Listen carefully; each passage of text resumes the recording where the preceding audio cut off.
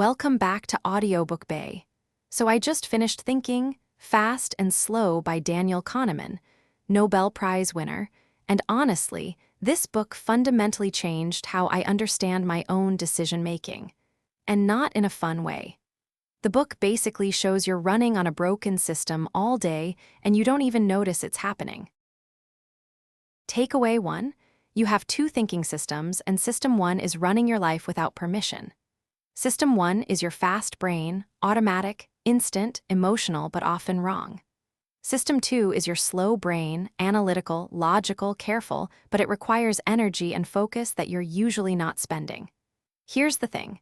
System 1 is running basically every decision you make. You decide what to eat for lunch and boom, System 1 fires instantly. You make a major career decision? System 1 has already decided before System 2 even wakes up. Think about your morning commute where you're basically on autopilot. That's System 1. Someone says something sharp to you and you feel defensive instantly before you've even processed what they actually said. That's System 1 deciding the person attacked you, then your logical brain building a defense afterward. This is wild when you realize it's happening. System 1 is biased. It jumps to conclusions, it believes what it sees first. And it's running your life. What you do, today, notice just one major decision. Try to catch whether it's driven by instant System 1 reaction or actual deliberate System 2 thinking. Just notice it. That awareness is where it all starts to change. Takeaway 2. Your brain will believe almost anything that comes to mind first, and then everything after is just adjusted from that starting point. Kahneman calls this the anchoring effect. Whatever number or idea you think of first, that anchor, controls everything that comes after. Classic experiment.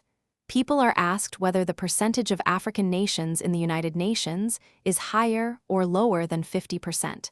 That 50% number anchors their thinking, and when they estimate the actual percentage, it stays closer to 50 than reality. The anchor controls the judgment. This happens to you constantly.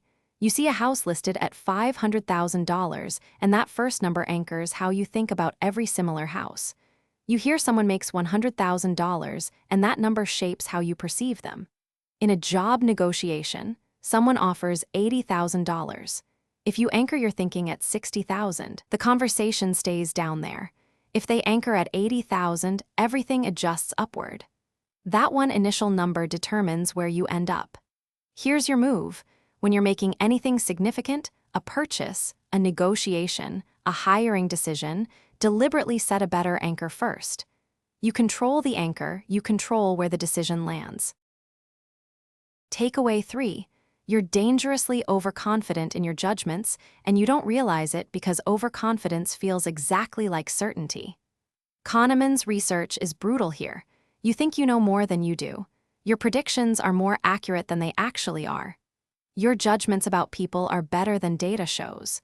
People estimate ranges for things and set them way too narrow. They say they're 90% confident the temperature is between 60 and 70 degrees, then it's 55.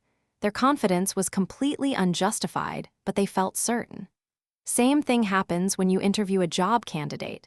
You get a gut feeling they're great, but interviews are actually terrible predictors of job performance. Your confidence is not backed by reality. Here's what works. Anytime you're really confident about something uncertain, deliberately lower your estimate. If you're 90% sure, lower it to 70%. That feeling of absolute certainty, that's your overconfidence bias talking.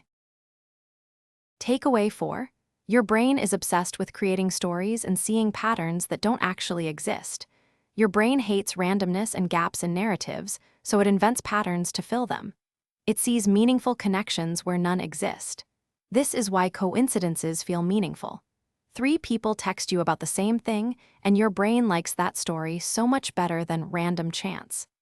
A CEO changes hiring practices, and the company improves, but the whole industry improved simultaneously. The CEO finds a pattern and believes in it, but the pattern might be noise, not signal. This destroys investors constantly. Someone sees a pattern in stock prices, builds a system around it, then the pattern disappears because it was random noise the whole time. They were storytelling. What to do? When you feel certain about a pattern, force yourself to ask, Could this just be random? Make yourself consider the random explanation before accepting the narrative. That pause changes everything. Takeaway 5.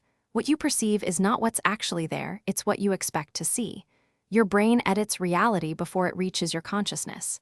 This is confirmation bias, and it's operating constantly. A manager expects an employee to be unmotivated. The employee arrives at 9:05, manager notices and thinks, lazy. A motivated employee arrives at 9:05, manager doesn't even register it. You see what you expect to see. You're blind to everything else. You believe you're bad with math and your brain interprets a numbers problem as impossible. Your belief shapes your perception before you've even tried to solve it. Real example from the book. You believe someone is trustworthy and they make a mistake, you interpret it charitably.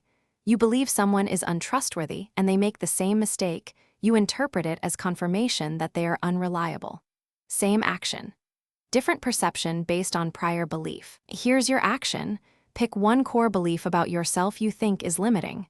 Spend this week actively looking for evidence that contradicts it. Seek evidence that you're not that limited.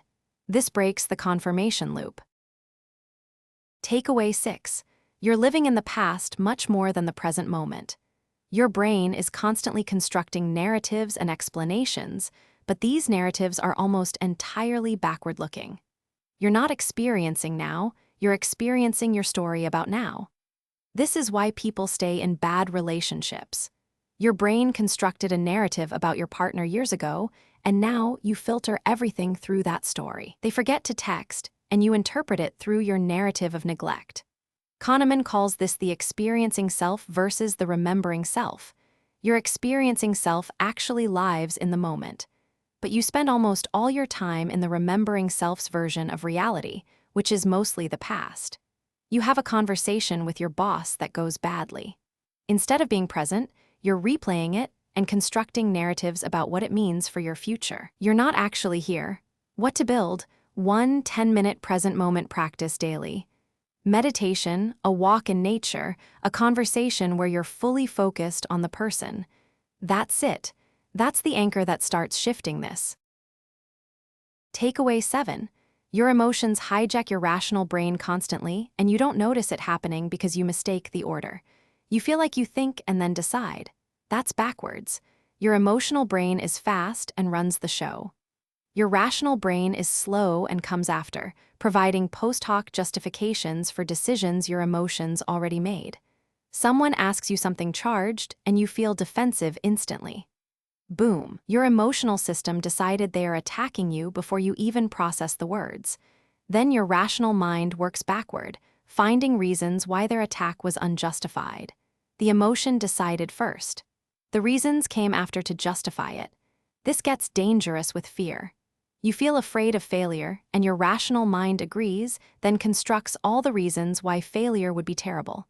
But the fear came first.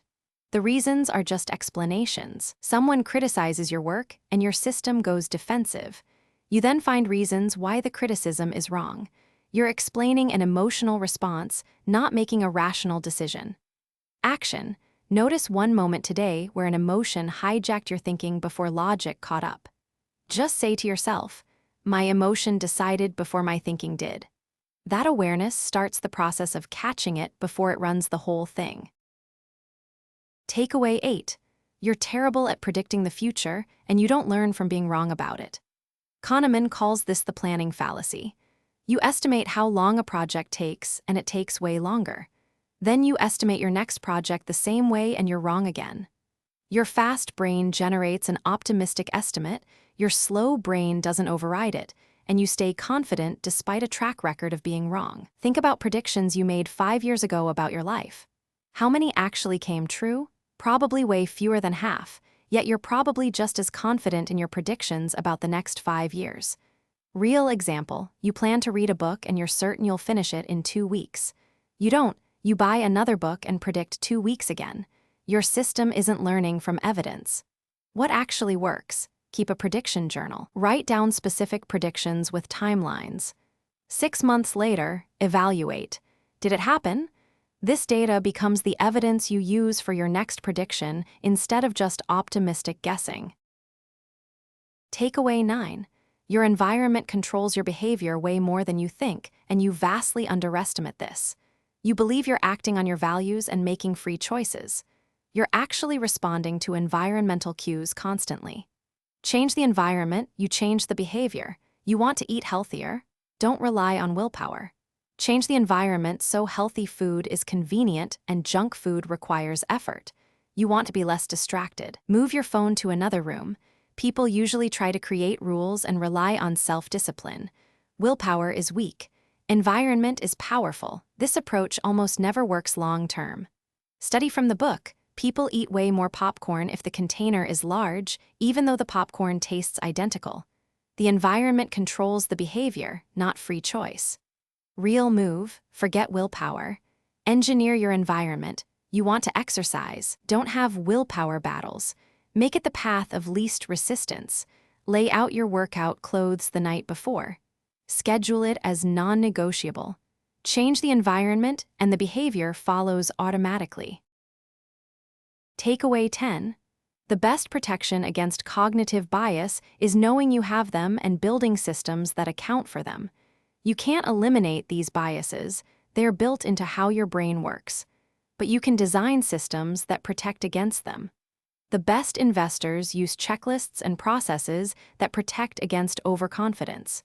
The best doctors use diagnostic protocols instead of gut feelings. The best teams use structured decision-making instead of just talking it out. What this means practically, when you're making something important, slow down and actually use System 2. Get outside perspective. Write down your reasoning. Force yourself to look for evidence that contradicts your initial view. Real example, don't hire based on interview gut feeling. Use structured interviews, work samples, reference checks. The system protects against overconfidence and confirmation bias. It feels less human, but it produces better results. Your final action, pick one decision you make repeatedly, hiring, investing, big purchases, whatever. Design a system for it that protects against the biases in this episode. Build it and actually use it. So here's what you've learned. You have two thinking systems. System 1 is automatic and often wrong. System 2 is powerful, but you're not using it enough. You're overconfident. You see patterns that don't exist. But here's the hope. You can build systems that work with your brain instead of against it. The goal is to notice when System 1 is running and deliberately engage System 2 when it matters. That's the game. Kahneman gives you the framework to understand your own mind. Use it. Thank you for watching Audiobook Bay. If this changed how you think about your own thinking, subscribe for more summaries that actually shift your perspective. Leave a comment. What's one cognitive bias you recognize in yourself? I read every comment. See you in the next one.